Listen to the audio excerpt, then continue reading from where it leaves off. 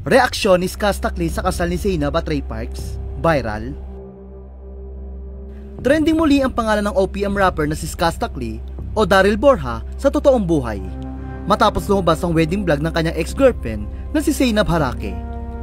Hindi may iwasang banggitin ng netizen si Skasta, lalo na dahil sa masalimuot na love story nila ni Zainab.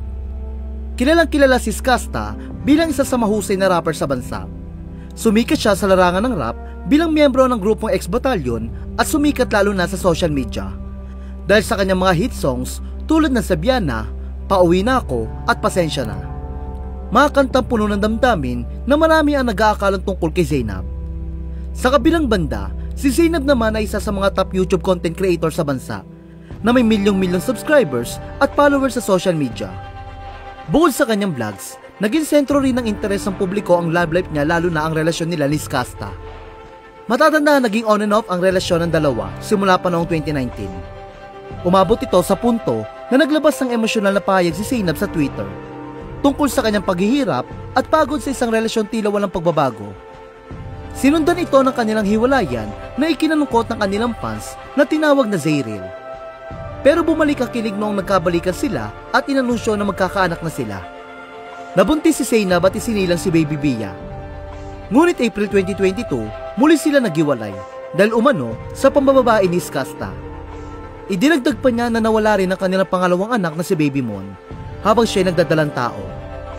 Matapos ang lahat ng heartbreaks, nakahanap si Zainab ng bagong pag-ibig kay basketball player Ray Parks. At itong June 1 lamang ikinasal na sila.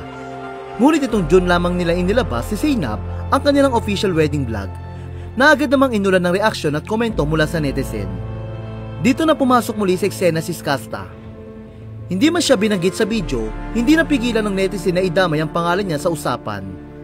Ayon pa sa netizen, tiyak ay may aabangan na naman daw silang kanta mula kay Skasta ngayong kasal na si Zainab.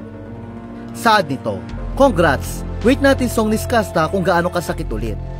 May mga nagsabi pang baka raw ito ang magiging Sabiana Part 2. Kumakalat din ngayon sa social media ang tila post ni Skasta Klee sa kanyang social media. Mababasa dito na masaya siya ngayong kasal na ang kanyang ex-girlfriend, ngunit masakit na hindi siya ang kasamang ikinasal ito. Aniya, congrats sa kasal mo, ang sakit makita siyang ikinasal, pero mas masakit na hindi na ako yung piniling mahalin. Pero hindi naman lahat ng kinakasal masaya, minsan magaling na sila magpanggap. Kung bibisitahin naman ang kanyang official Facebook page, ang huling post niya noong May 20 pa. Sa ngayon, wala pang opisyal na payag mula kay Skasta ngayong kasal na ang kanyang ex-girlfriend.